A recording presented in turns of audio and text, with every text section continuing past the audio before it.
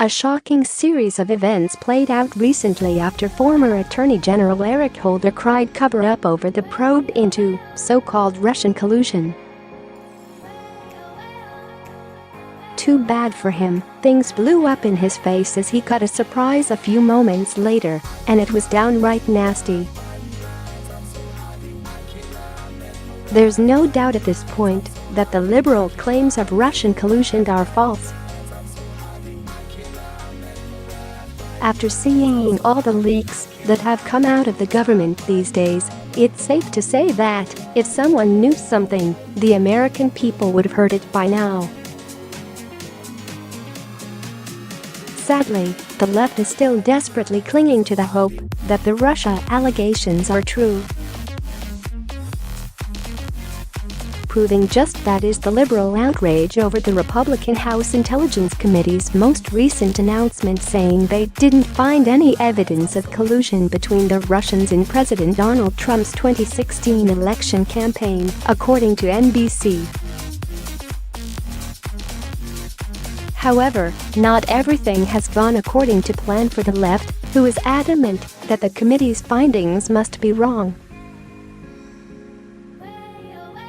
In fact, former Attorney General Eric Holder found this out the hard way after whining on Twitter about the conclusion of the committee's findings. Even worse yet, the man actually had the nerve to cry cover-up without knowing any of the information that the committee analyzed over the last several months. Republican House Intelcom shut down Russia probe before doing a complete job, Holder declared from his social media account.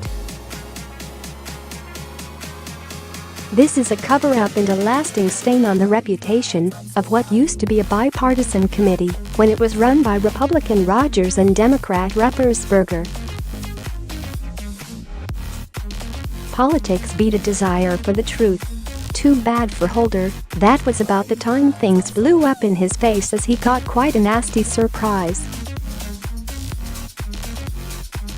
As it turns out, journalist Katie Pavlik saw what Holder had said and decided to rake the man over the coals for it. "Well, if anyone knows what a cover-up looks like, it is certainly you," she simply wrote. Most people realized right away what she was talking about, and she actually has a very good point. She's referring to the Fast and Furious scandal, the one where the Dodge lost a load of guns they were supposed to be tracking, only to later learn that those same firearms were used to kill a Border Patrol agent. Much to the former Attorney General's dismay, Pavlik, along with millions of other Americans, hasn't forgotten. In all, Holder was the first ever Attorney General to be held in contempt of Congress after failing to hand over documents related to the Fast and Furious scandal. When all was said and done, he sealed the documents that directly implicated himself and possibly former President Barack Obama so that no one could see them. That was a cover-up. We are almost a year into an investigation, millions of taxpayer dollars spent, and literally nothing to show for it. But Holder wants to cry cover-up. On the other hand, you have a past investigation pointing to a severe problem at the highest level of government, only for officials to stonewall the investigation and seal all evidence that points to their wrongdoing. Then, one of those same guilty officials is supposedly outraged as he pretends that a cover-up has happened again.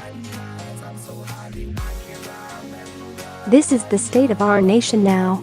The left is living in this make-believe world where everything they do is justified and everything that Republicans do is wrong.